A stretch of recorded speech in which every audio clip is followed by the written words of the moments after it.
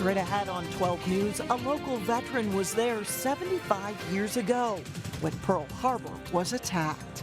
Then an outpouring of warmth in a cold park as families who have lost children remember and honor them.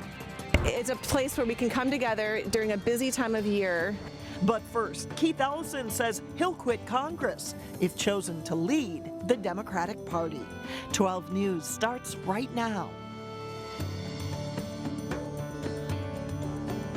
Hello, and thanks for joining us. There's an announcement about Congressman Keith Ellison's plans for the future. Ellison is one of several Democrats running to lead the national party as its chairman. And today he said that if he wins that job, he will step down as congressman of Minnesota's 5th District. Ellison says Democrats are ready for a comeback after the last election and says he wants to be all in if he is running the national party. In 2006, Ellison became the first Muslim elected into Congress. In addition to Minneapolis, the 5th District includes Brooklyn Center, Crystal, Golden Valley, and Robbinsdale.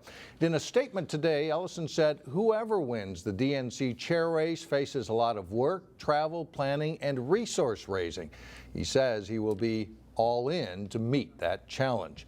Members of the Democratic National Committee will vote on a chairman in February. And if Ellison is chosen, Governor Dayton would then set the dates for a special primary and then a special general election. It has been 75 years since the attack on Pearl Harbor, and today a Maple Grove man recalls that horrific time in history. 93-year-old Richard Gardy is one of a handful of Pearl Harbor survivors in Minnesota. Reporter Sonia Goins has his story. I was just a kid. I grew up that day. Richard Gardy was only 18 years old when the Japanese attacked Pearl Harbor on December 7th, 1941. I don't know, it was utter chaos. We didn't know what was happening. Gardy was a gunnery sergeant in the United States Marines. Oh man, it was terrible. It was a mess. He was in a building up on a hill overlooking the harbor during the attack. I was sitting on the back porch of the mess hall, and when we were watching it, it was like sitting there watching a movie because it wasn't hitting us. Gardy says he was peeling potatoes at the time and didn't have his rifle on him. I ran back and got my rifle, and the next wave of planes come over. I was shooting at an airplane. I don't know if I hit them or not. About 200 Japanese planes dropped bombs on Pearl Harbor. They come in one after the other, two alongside each other. Gardy says he didn't have time to be afraid. We went down to the edge of Pearl Harbor, and the tide was bringing the bodies in, and the pieces of body. I got so sick I threw up picking the bodies up. Over 2,400 people died that day. Another 1,100 people were hurt. All those lives lost. Gardy is hoping history will never repeat itself. I just hope we never have another Pearl Harbor.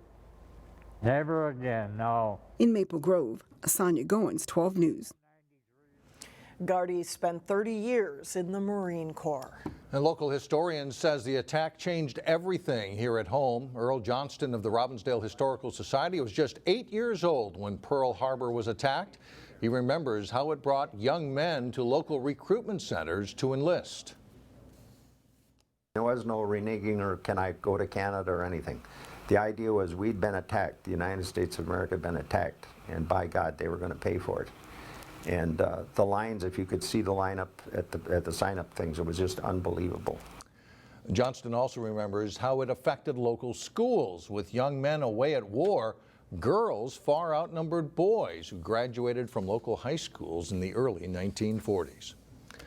Well, we got a chilling reminder this week of what it feels like when the temperature takes a nosedive. Yet there is one thing missing for people who enjoy winter recreation, and that's why one local business is taking matters into its own hands. Delane Cleveland explains. With temperatures in the teens, winter has finally returned. Yet there's one glaring omission. The tundra is frozen, but there's no snow on the ground for people to enjoy. Who wants a winter where it's cold and you can't do anything outside? At least if you got the snow, you can enjoy the outdoors. Bruce Bolden is the park operations supervisor at Elm Creek Park in Maple Grove, where earlier this week, the temperatures became cold enough to fire up the snowmaking machines. Looks like right now we have a good stretch of cold weather, and so we're just going to be making snow around the clock to get the facilities up and going for cross-country skiing, snow tubing, snowboarding. First, though, they need to hire a few more employees. And of course, they need to make more snow, and lots of it.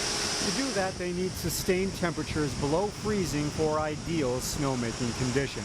Unlike the rest of the Twin Cities, Elm Creek Park looks like a winter wonderland. And after getting a late start to the season, employees here are working hard to get things ready not just for this weekend, but the upcoming holiday break. It's looking good.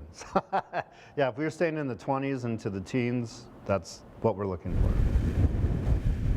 Right now, Mother Nature is cooperating, but Golden hasn't put a timetable as to when the Tubing Hill and Terrain Park will have enough snow to open for the season. We just want to get all these facilities up and going so people can enjoy the winter.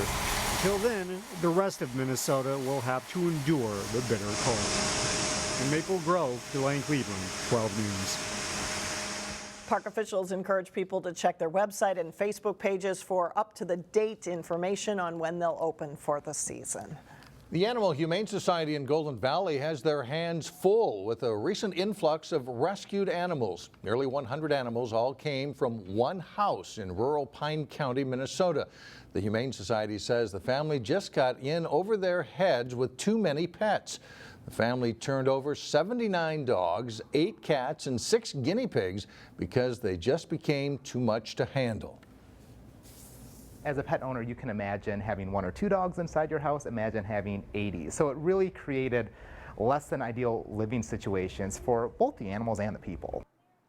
The animals will receive medical care that includes spaying and neutering before being placed for adoption, but some of the dogs are already available. In Maple Grove, there was warmth at a park Tuesday night despite the cold and wind. Yeah, dozens of people braving the elements to remember loved ones that they've lost.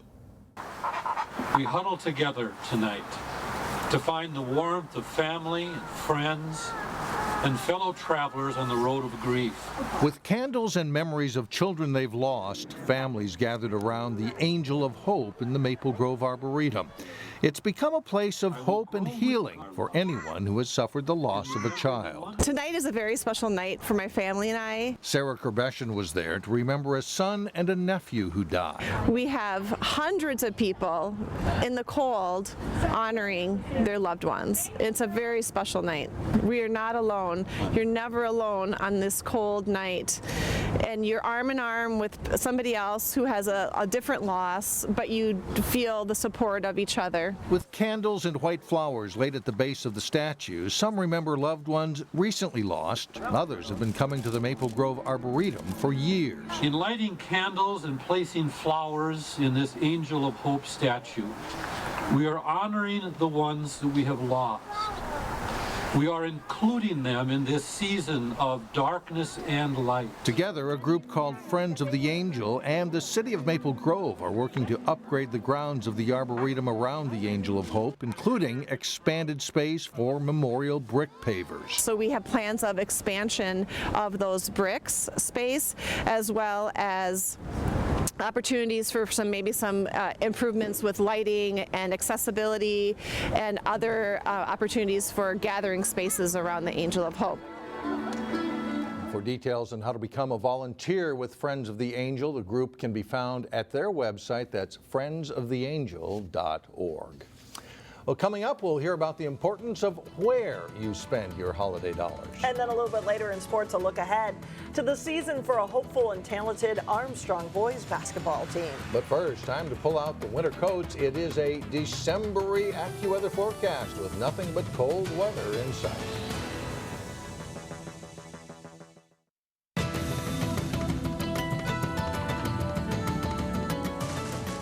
In New Hope, the first of more than 40 Dunkin' Donuts stores in the metro area has opened for business. The new store is on 42nd Avenue near Winnetka, where a gas station and car wash stood closed for years. 4 franchise groups are planning to open more than 40 Dunkin' Donuts in the metro area in the next 6 years. Well, it might be the holiday season, but there is a growing number of consumers who are paying more attention to where they spend their money. Today in Money Savers, reporter Shannon Slatton caught up with a woman who is shopping for a cause.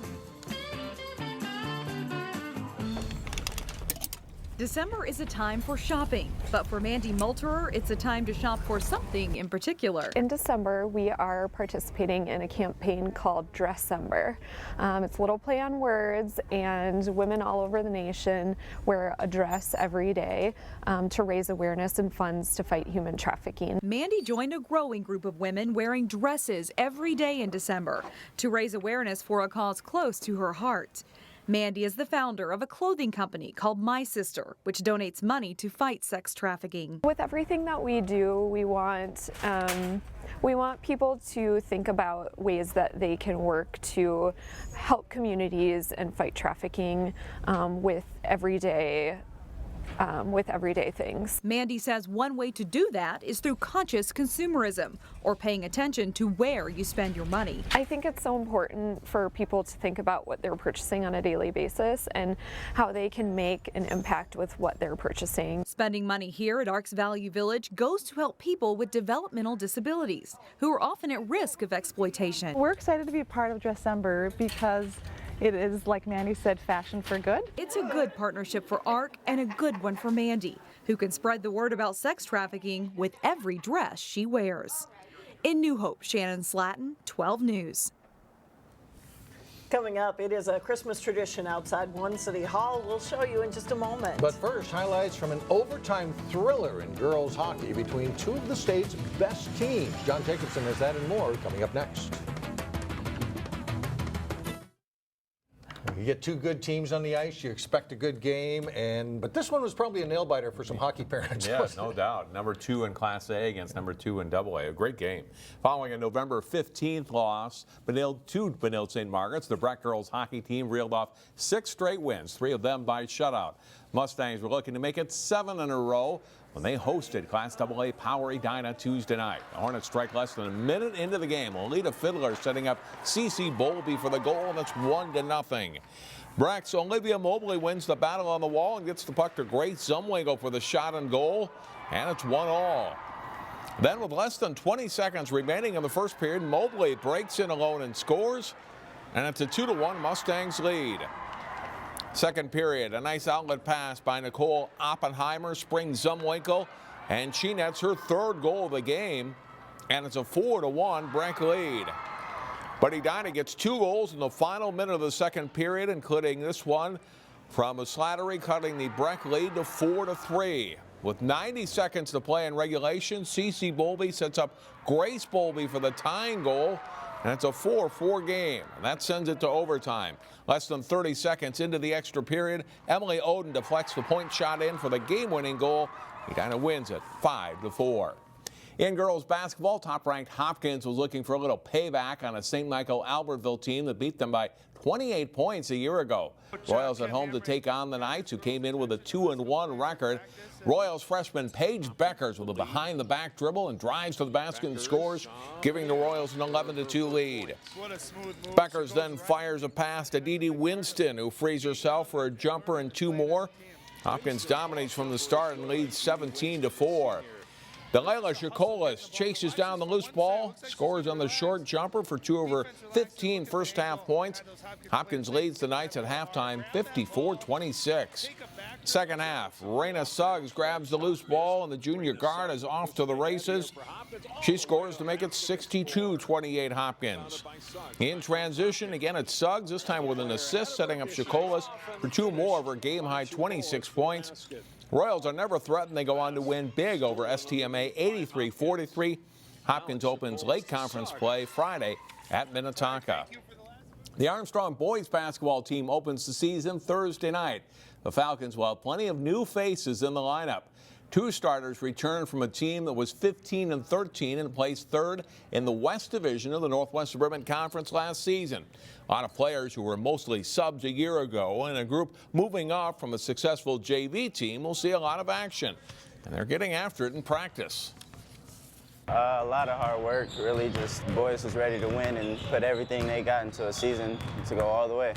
Well, I love this team. They have a lot of chemistry. Their kids, especially the seniors, have really paid their dues. They've had to wait in line behind some really good Falcon teams over the last few years, and so now it's their time to shine as seniors. The Falcons do have a great returner to build around. 6'8" junior Race Thompson is getting a lot of major college interest and can do a lot of things well.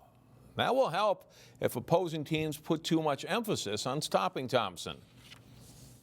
I definitely have the guys around me that can take advantage of it. My teammates, they're definitely ready for if I get double team, I'm kicking the ball out to them. They're definitely going to knock the shot down. I have no doubt about it. Well, the good thing about Race is he's versatile, so he can actually fit in with any style that anyone does. So if we had a bunch of slow guys, he could get down in there in the post and do that, but he can also run, and one of the things we really like to do is run. Race has been a guy who could get the rebound and run out, and we're going to let him do that. But if our other guy, if he gets the rebound, which he will a lot, he's a good outlet passer, and so he'll fit in with whatever style. Armstrong faces a tough opener Thursday as they play at De La Salle. They play Tartan Saturday at the Breakdown Classic. We'll preview the Cooper Hawks Thursday starting at 4 and 12 News. This should be a very strong year in boys basketball again this winter. In recent years, Champlin Park, Osseo, Maple Grove, and defending state 4A champion Hopkins have all made deep postseason runs. And Champlin Park is the preseason #1 team. Rebels won their first game last Saturday over Rochester John Marshall, 113-74. Lakeville North is ranked 2nd with Hopkins 3rd and Maple Grove 4th. Creighton-Durham Hall is 5th. 2015 state champion Apple Valley 6th, followed by Woodbury, Lakeville South, Tartan, and Chaska. A lot of teams got their season started Tuesday, but the rest of them will get underway Thursday or Friday with their season openers. Okay, thanks a lot, John. Still ahead, a holiday tradition lights up outside City Hall. Find out how Robbinsdale residents are marking this special season. We'll be right back.